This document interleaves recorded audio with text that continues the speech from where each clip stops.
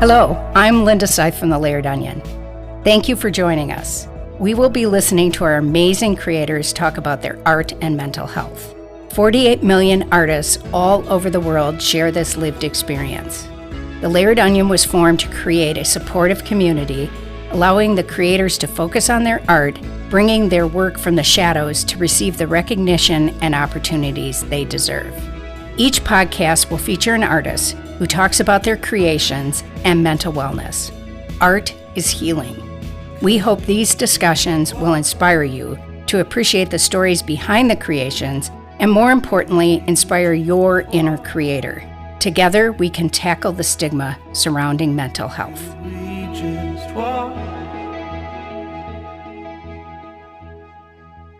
So, hello, Deja. How are you? I'm doing really well. How are you? Great. It looks like you're in a sunny, cheery place. Yes, I am. I'm in the Forest Preserve, one of my favorite places to be.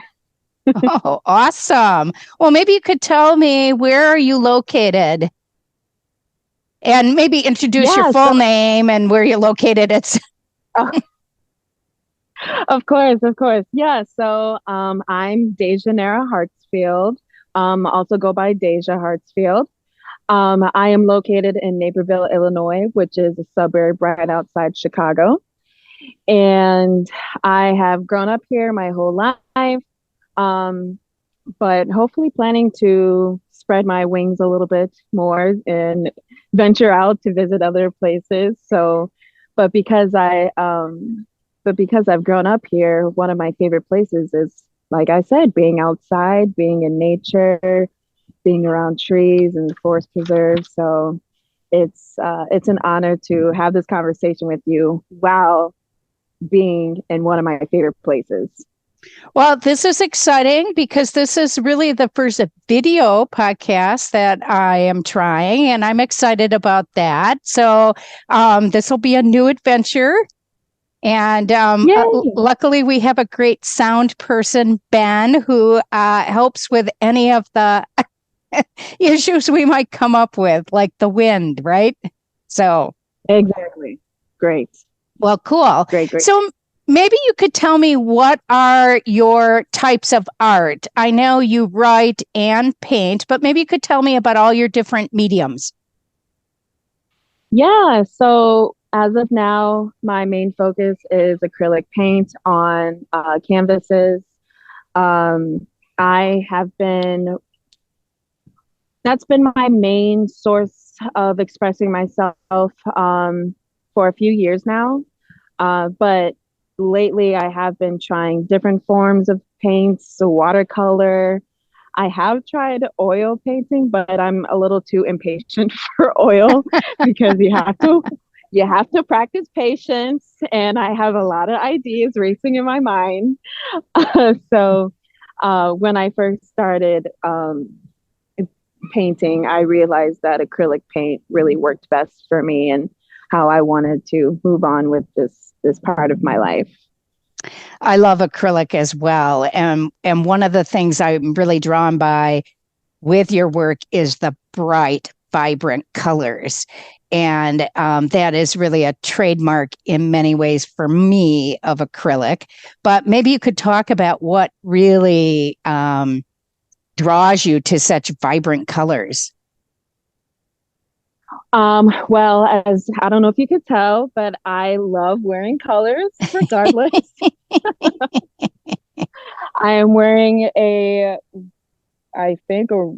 bright red and white dress that I picked up from Goodwill. So I feel as though even when I'm not creating, obviously I still like to express myself in a very dramatic way.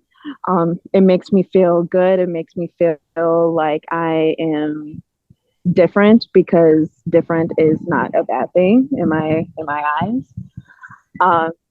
And so when it comes to creating art, the first thing I like to get from my brain, or whether I'm creating for someone else, is, what are your favorite colors?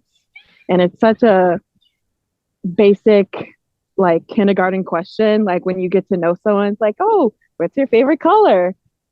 Like you would think that no one really wants to answer that, but it's so important because in many different forms of therapy, like art therapy, for example, a lot of people subconsciously pick colors that just represents them, you know? So what is your favorite color? Well, my favorite color is yellow. Oh, yellow. My favorite color is behind you, green. Oh, yes. We love the greens. We love the yellows. We love the pinks. Even neon. I'm all about it. Despite of how it blends in with any of the colors, even if it turns out a little funky, I'm like, you know what? It is what it is. And I love it. Actually, that's my very favorite color, chartreuse. Oh, that's a pretty color. It's yellow and green. Yeah, I like that. Yeah, that is my favorite. I'm drawn right away to it. I know. And I see you're wearing red glasses. And I was so tempted to. I also have a pair of red glasses, like big, bold with white polka dots on them. Ooh, but fun. I was thinking like, no, I'll just trim it down just a little bit because. Well, but I am in black and white, though. The contrast. There's we love contrast as well. Well, what I would love to do is talk about your piece in the shallot called Hummingbird. And I'm going to have you describe it for those that cannot visually see so we'll have both the audio podcast, but maybe you could describe the piece, but I am going to hold it up for folks. And we will also have it on our website. But maybe you could talk about this piece for everyone. Sure, of course. So now I have to think back because I create a lot, and I feel like as an artist, or a creator, you just create things, obviously. And so my timeline is a bit skewed with the pandemic. So I think also everybody is, right? I know, right? I'm like, was it 2019, 2020, 2021? I think I'm going to go with 2020. I'm going to say 2020, 2021 area because when I see my paintings, how I categorize it is like my mindset at the time. And during that time, of course, the pandemic was like heightened. We were all a bit, or maybe a lot of delusional, and just trying to find ways to keep our mind grounded and stuff. And I actually created that one for a friend of mine that I went to undergrad with. Shout out to Augustana College. She's one of my good friends, and she has been supporting me in this journey. And so she's like, hey, I would love an art piece. I said, great. Okay. We set up our FaceTime so I could take some notes. One of the first questions I asked, what are your favorite colors? What themes of your life really speaks out to you? What do you enjoy doing? What are you passionate about? So unfortunately, I'm the kind of person, if you work with me, I will be hitting the hard questions. I'll start off with what your favorite color is, and then I'll jump to what's your purpose? Good thing this is me asking you, right? Right.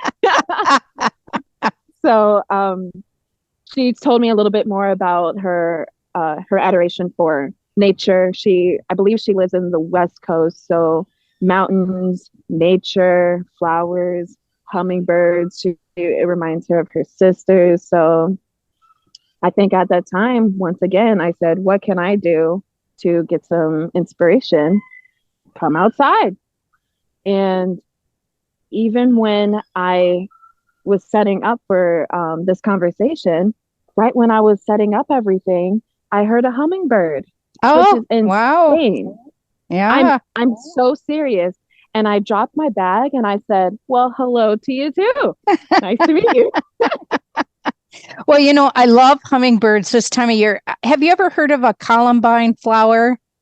Sort of has a bad I name have. now, but we have some right outside our porch, and the hummingbirds come, and especially this time of year are, collecting their nectar. And one thing I really noticed about your piece was the hovering of that hummingbird. And that right away took me to every experience I've had with a hummingbird, watching and just amazed at how they can stay still. And so maybe you could talk a bit about it. Was that really intentional? Were you thinking about that? Sort of, sort of, kind of. I like, I try my best to keep the themes that the person wants. And so, of course, I thought, obviously, I'm going to create hummingbirds. I believe she has three sisters. So I put a total of three hummingbirds. But the whole, but yeah, the whole concept of continuing to, I don't know, do quote unquote, do your job in nature, which is for hummingbirds. I don't know what their purpose is unless it's to um, make noise and beautiful noise on trees and stuff and look gorgeous. Um, they have their system in place in nature, and they do what they do, and they're still, and they're always, it seems like they're always around when you don't really notice it. Like I said, right when I was getting prepared for this conversation, I heard a hummingbird. So it's almost like I wanted to put some some aspects of like spirituality into it with nature, and allowing the person to feel themselves when they look at the painting. So it's like a mixture of everything. Well, one of the things I really love about your pieces is you can really see the brush strokes on the background, and then it really makes the object you're focused on pop and really stand out. Do you have a piece with you right now that you have? I do. I actually brought everything that I have not sold yet. I have the other art piece that was submitted by the Layered Onion. And so maybe a quick description for those who are just listening to the audio. Sure. This is the one that it's, see, it's always hard when you have the art piece and you try to describe it. It's like, oh, what is it? I don't know. It just is. But basically it is in my eyes, it's a woman, but it really could be anyone. A person, the face, a background that is pure red. The face has multiple colors, so it's kind of like, what is the word, like the thermo something, like when the body is radiating heat, you can see different Oh, like, the patterns, like red, yellow. Yeah, exactly. So it kind of reminds me of that, because like in the center we have like some energy on her nose. At the top, there's more yellow, because in my mind, I think a lot, and that's where a lot of my ideas come in. Towards the eyes, there's like blue and purple, because your girl is tired. You know what is so funny is I have a walking partner. We've walked for a long time, but she used to tell me always that my house was radiating red. If they did the thermal from above, mine would be red. Because there was so much going on. Yeah, exactly. But once again, it's like, despite of everything that you feel inside, whether it's yellow or purple or blue or a mixture of yellow and green, I feel as though that piece in particular with the red background, it helps keep me grounded when I look at it. Mm-hmm. Like I said, despite of everything that's going on in the body, energy flowing from the top of our head to the bottom of our toes, when, like, for example, like when I'm outside, I am here, I am grounded, everything's okay, everything's still. I really could have added some other colors in the background, but I felt like that would have been too much. And I really wanted the emphasis to be on the person's face. Well, I also think the brush strokes, once again, make the face and the leaves pop. Mm-hmm. You know, and what the vine connecting the person back to kind of being grounded? Oh, yeah. You know what? I didn't even consider that, but sure. Well, they say art is an Absolutely. interpretation, right? Exactly. Yes. So, if people look at my work, I'm always adding flowers. So even when I was creating it, I think I was in Panera, and I was finishing up a sandwich, and I was thinking, what's the final touches I can add to this? Oh, we'll just bring it back to what I know best, to what helps ground most people, nature, flowers. Mm-hmm.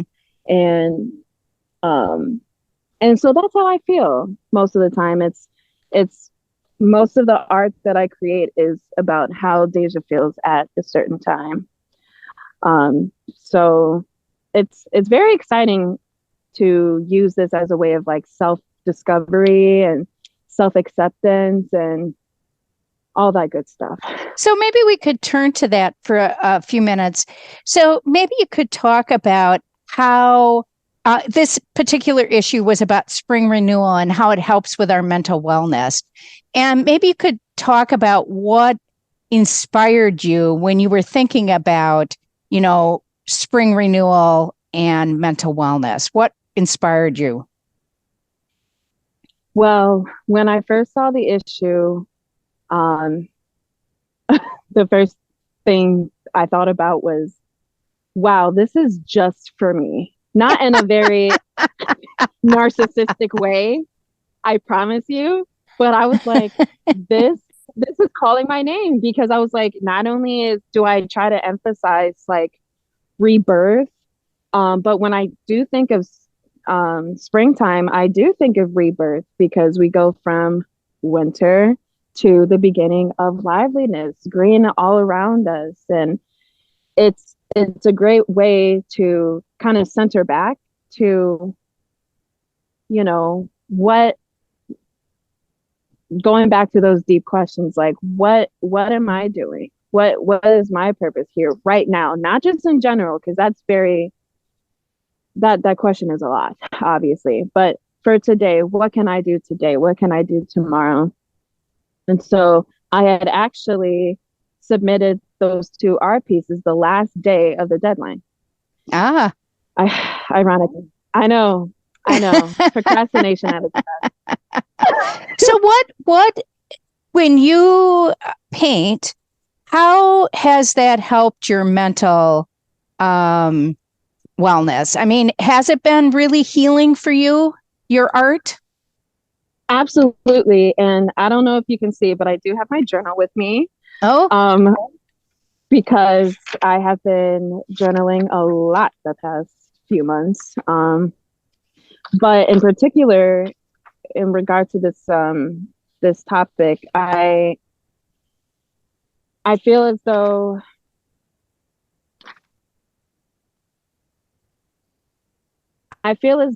healing itself, I was just having this conversation with a friend the other day. Healing itself is very scary. It's intimidating.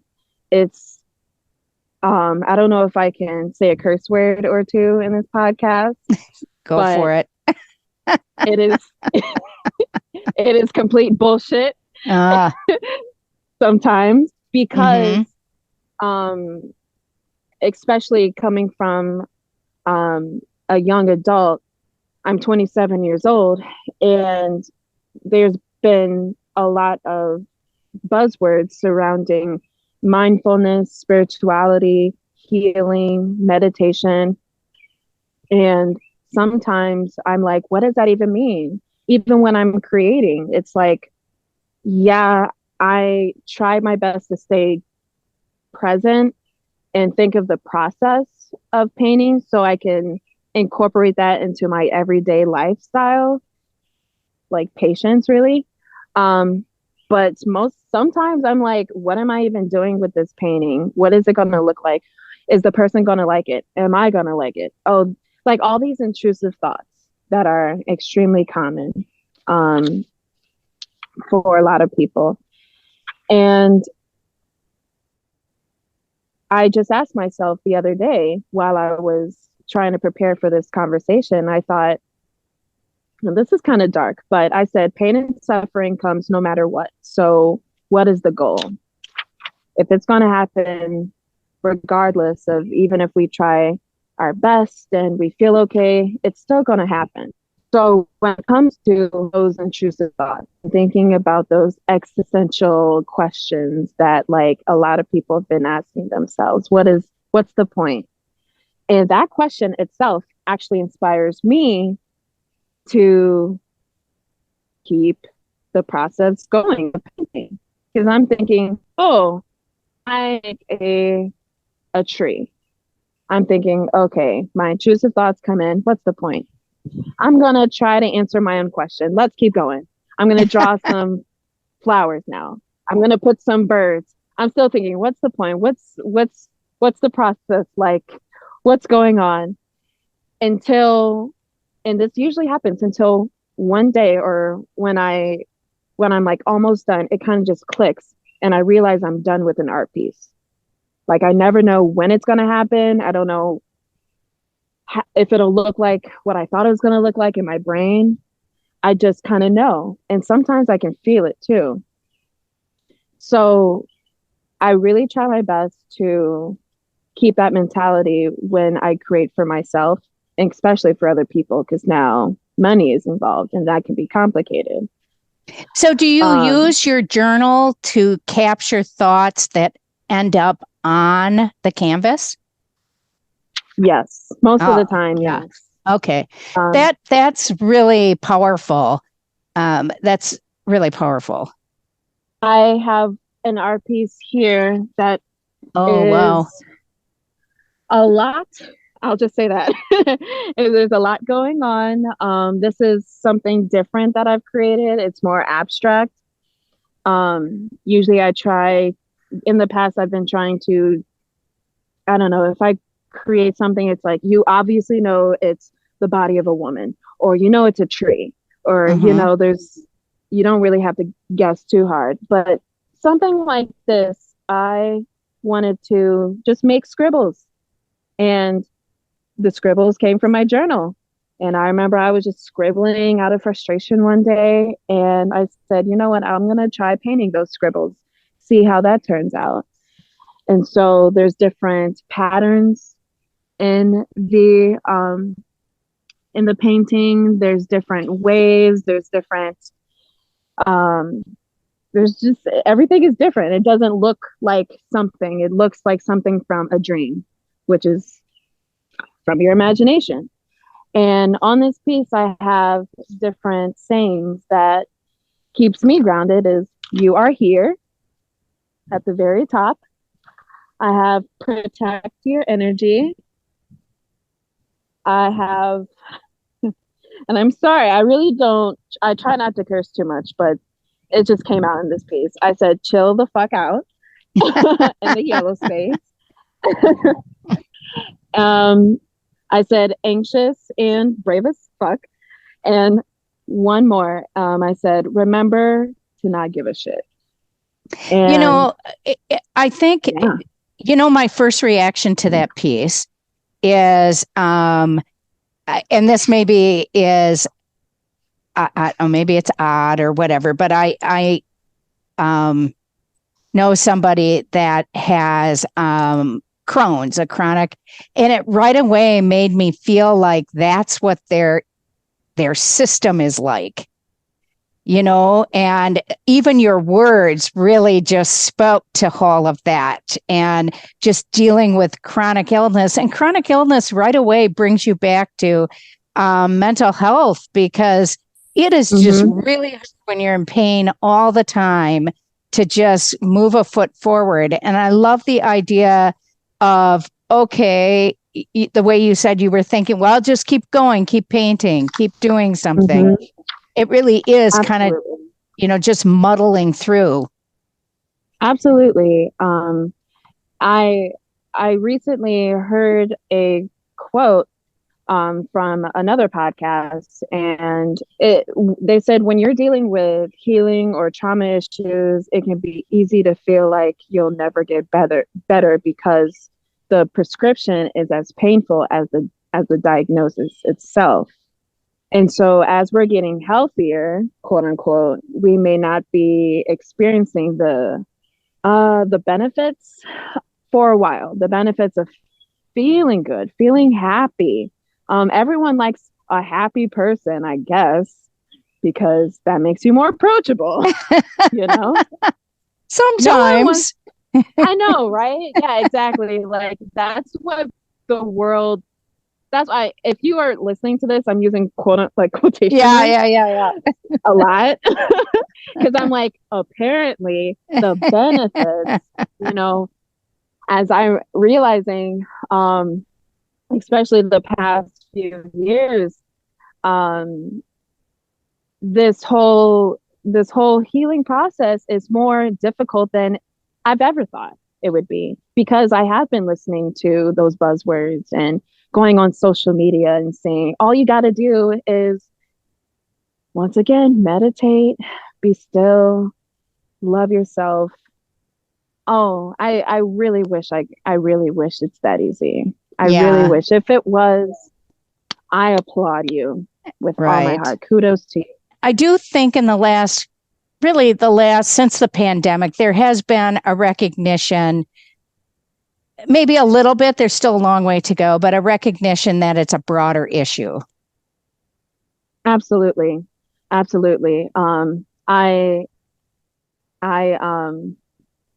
Like I said, I'm from Naperville, and if anyone knows about the city of Naperville, it is predominantly white population. And I grew up here, and so I always felt like an outsider, and I didn't know how to fit in that sense. People would question me, if my Blackness, my authenticity. Of course, I'm in 8th grade at the time. I'm like, I don't really know what you mean.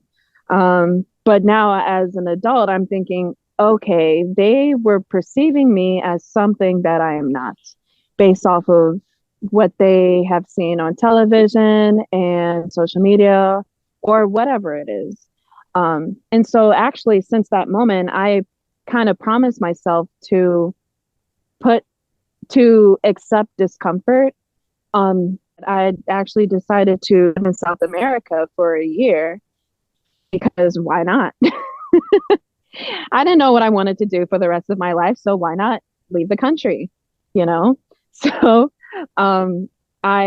that's how my art really exploded, because that was the most uncomfortable I've ever been. I studied Spanish, but I wasn't too fluent. I was uncomfortable. I was away from my family. I was alone in one country. It was the strangest thing. But 6 months after being there, it finally hit me, like the process of creating art. It's like, oh, I know when I'm done. It hits you. That moment, I realized when I'm in South America, specifically Uruguay, I'm like, you know what? People are going to see me as how they see me. They will perceive me how they perceive me. I will get looks no matter what, whether I wear my afro out, whether I wear my funky glasses, or I wear some cool colors. I still think I'm fantastic. I just had to make sure I don't bring that energy with me. And it was tough. It really was, because I thought, I'm like, well, maybe there is something wrong with me, but no. So when I started my business and just growing that, and I saw the layered onion on social media, ironically, I was like, oh, okay. What a cool organization. I like the vibe. I like the mission. Checked out the website. And I thought, this is exactly the kind of community I want to be a part of. And for a long time, I didn't know if there was any community like that where I could integrate mental health and art unless you were an art therapist. Right, And, right. Yeah. Well, you know, I do have a question. I have many questions, but we're probably getting close to time. I And know. one of the things that I do want to talk, I know you work with neurodivergent folks. And have you used art in some of your work? Yes, absolutely. So currently I work as a behavioral therapist with children with or diagnosed with autism and other um diagnoses such as ADHD, OCD, depression, anxiety, all that good stuff. And myself as a neurodivergent therapist, it's really interesting to connect with these kids. And so yeah, I try my best to incorporate art, especially now that the kids are out of school and it's summertime. We can do crafts. I try my best to, because I get so excited and the kids get so happy. I just I try my best to not get super emotional because I think of little Deja. I'm so serious. I'm like, oh, she would have loved to connect with the kids that I'm working with now if she knew that her brain was a little different at the time and that she loved art, you know. Um, and so when I am working with the kids, I'm thinking like long term because that's just how my brain works. I'm thinking, oh my gosh, I hope they can incorporate this in their everyday lives when when they're not feeling good or they're not feeling like themselves and they could just scribble out on a piece of paper and then think about, oh, okay, what are these scribbles? Not what these scribbles mean, because it's not even that important right now. I just want them to express themselves. I want them to think, oh, although I'm scribbling, this is still okay. It's okay this is how I feel. Art doesn't look one way. So whether it's finger painting or we're doing something with sensory activities, um, or my favorite, just a plain old whiteboard and an expo marker, and we're drawing stuff, and I'm thinking, I draw a stick figure and I'm like, oh, I'm going to erase her head and I'm going to put a dinosaur head instead of a regular head, you know? And they're like, what? And I'm like, it's possible. It's art. You can do anything. Well, and that's the beauty of it. I once had a therapist teach me about a scribble journal. And I had never had that. And the whole idea that you could scribble and then turn it and then use the colored pencils or whatever to find shapes that you didn't even know were there it's such a wonderful tool when you're sort of out of sorts, you know? Yeah, it is. And that's the beauty of it. I want people, I want them to understand that there is a difference between being accepted and respected for who you are versus what you do. And I wrote that down and I started and I'm like, don't forget to say this because I promise you, I really, really hope this conversation can reach the targeted audience because no matter what you do, you're much more than that. Kudos to you if you're very successful or if you think you're not successful. At the end of the day, you are who you are and you're still here and you're still beautiful. And those are the things I try to incorporate in my art and myself. And I'm just now transitioning from like poetry to just writing. Sometimes, like lately, writing has been hard for me because I have a lot of thoughts. But I realized they were right. Writing your thoughts out really does help. And now I'm thinking, oh, I'd love to write a book. So now I have more ideas, and I think it is exciting. I'm stumbling over my words. It is exciting to get to that point where no matter what happens, there's more to expressing yourself. There's no one end kind of thing. Well, I think those are just absolutely lovely words for, artists with lived experience, but not just artists with lived experience, frankly, anybody, right? Mm. Just, but the difficulty in accepting ourselves, whoever we are, both, all parts of ourselves. It's tough, isn't it? So, oh, absolutely. But we don't have to, just because we feel alone doesn't mean we have to go through it alone or suffer alone. yeah. We can suffer together. Yeah. Awesome. Well, I'll take that.